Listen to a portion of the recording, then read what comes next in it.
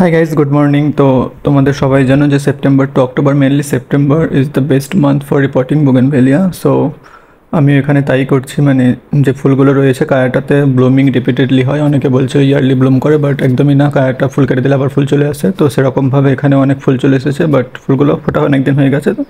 তো এখানে আমি ফুলগুলো সব কেটে নেবো পরপর এক এক করে। আর তারপর এখানে তোমরা দেখতে পাচ্ছ ফুলগুলো একদম পরিষ্কার হয়ে গেছে। গাছটা একটু সেভ করে নেব, তারপর মেনলি গাছটাকে রিপোর্ট করব। তো এখানে গাছ রিপোর্ট করার আগে অবশ্যই 2 থেকে 3 দিন বা একদিন জল না দিয়ে, মানে মাটিটা একটু শক্ত করে নিতে হয়, মানে মাটিটা যেন শুকিয়ে যায়, তবে গাছটা ইজিলি ওখান পর থেকে বেরিয়ে আসবে। এখানেও সব গাছগুলো আমার ইজিলি বেরিয়ে এসেছে, এখানে একটু জাস্ট মাটিটা তলাতে থেকে গেছে, তো সেটুকু আমি এখানে ঢেলে নেব। তারপর যে একটু মানে এক্সট্রা যদি কোনো রুটস থাকে যেগুলো কাটার মতো, সেগুলো আমি রুটসগুলো কেটে দেবো, তারপর গাছটাকে রিপোর্টিং করব।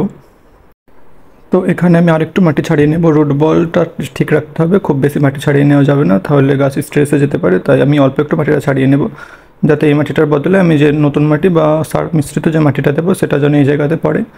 আর এখানে আমি যে এক্সট্রা রুটসগুলো ছিল কিছুটা রুটস কেটে নেব, যেহেতু ছোটো গাছ খুব বড়ো গাছ না, তো বেশি রুটস কাটারও দরকার নেই। তো এখানে কিছুটা এক্সট্রা রুটস কেটে নেওয়ার পর গাছটা আমি এক সাইডে রেখে দিলাম। এবার এদিকে যে মাটি রয়েছিল, মানে ওই আগেকার মাটি, সেই মাটিটাকে ভালো করে এখানে ঝুরঝুর করে নেব। আর মাটির মধ্যে যে সমস্ত দলা বা ওই যে আগেকার রুটস ছিল, মানে খারাপ রুটস বা ছিঁড়ে যাওয়া রুটসগুলো, সেগুলো আমি এখান থেকে বেছে বেছে ফেলে দিতে হবে, যাতে মাটিটা একদম পরিষ্কার হয়ে যায় এবং অবশ্যই যেন ঝুরঝুর হয়ে যায়, মাটির মধ্যে কোনো যেন দলা টাইপ না থাকে। এবার এখানে যে পটস রয়েছে, পটসে অবশ্যই ড্রেনেজ হোল করা রয়েছে, যেহেতু পুরোনো পটস। এবার ড্রেনেজটা ঠিক রাখার জন্য আমি এখানে মেনলি যে ধানের তুষ ছিল সেটাই দেবো। বালি মিক্স করলে হবে, বাট বালি আমি দিচ্ছি না, শুধু শুধু ওজন বেড়ে যাবে। তো এখানে জাস্ট এক মুঠো ধানের তুষ দিয়ে দিলাম, এবং তুষটা অবশ্যই পুরনো হতে হবে, লাইক একটু কম্পোজিট হয়ে যাওয়া এরকম। আর এখানে যে মাটি ছিল তার সঙ্গে আমি আরও 2 মুঠো এখানে মিক্স করে নিলাম। এখানে তোমরা ধানের তুষটা দেখতে পাচ্ছ কোনো ব্রাউন কালার নেই, মানে একদম ডিপ ব্রাউন বা ব্ল্যাক টাইপের হয়ে গেছে, কারণ এটা অনেকটা কম্পোস্ট টাইপের হয়ে গেছে। আর এখানে ওই যে পাতা পচা সার ছিল সেটা এক মুঠো নিয়ে নিলাম।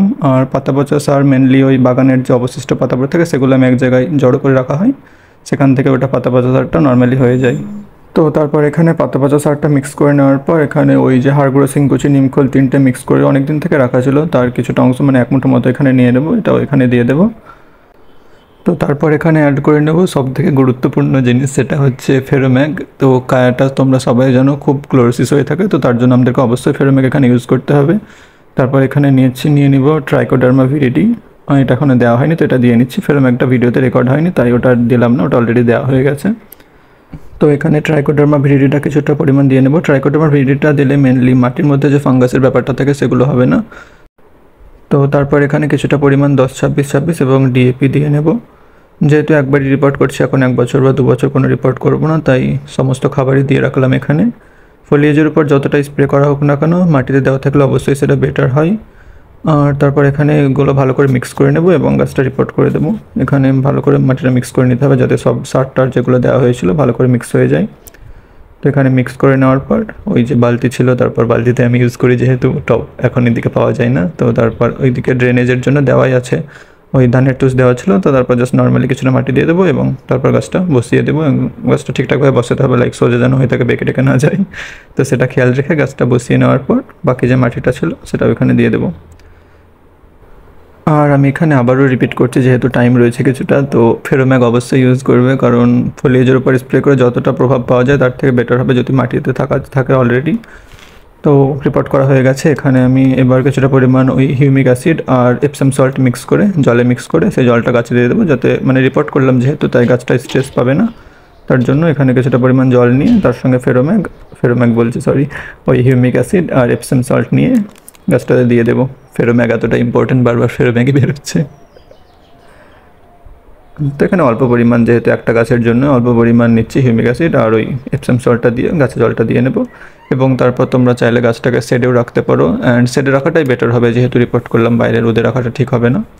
বাট যেহেতু অল্প রুটস কাটছি, সেরকম কোনো স্ট্রেস পাবে না, আর আমি গাছ অতটা নড়াতে চড়াতে চাই না, তার জন্য আমি বাইরে রেখে দিই আর অতটা শেডে রাখি না, তেমন কোনো প্রবলেম হয় না। তো এখানে আমি একদম স্টেপ টু স্টেপ দেখিয়ে দিয়েছি কীভাবে রিপোর্ট করতে হবে for a better blooming. And অবশ্যই ভ্যারাইটিটার উপর ডিপেন্ড করবে, সবসময় রিপোর্টিং বা কী সার দিচ্ছি সেটার উপর ডিপেন্ড করে না। তো সেগুলো খেয়াল রেখে তোমরাও সেপ্টেম্বর টু অক্টোবর মধ্যে রিপোর্ট করে রাখো, তাহলে শীতে একদম গাছ ভর্তি ফুল পাওয়া যেতে পারে। তো তোমাদের এই ব্যাপারে আরও কোনো সমস্যা বা কিছু জানার থাকলে তোমরা কমেন্ট করতে পারো। And thanks for watching, see you in another video.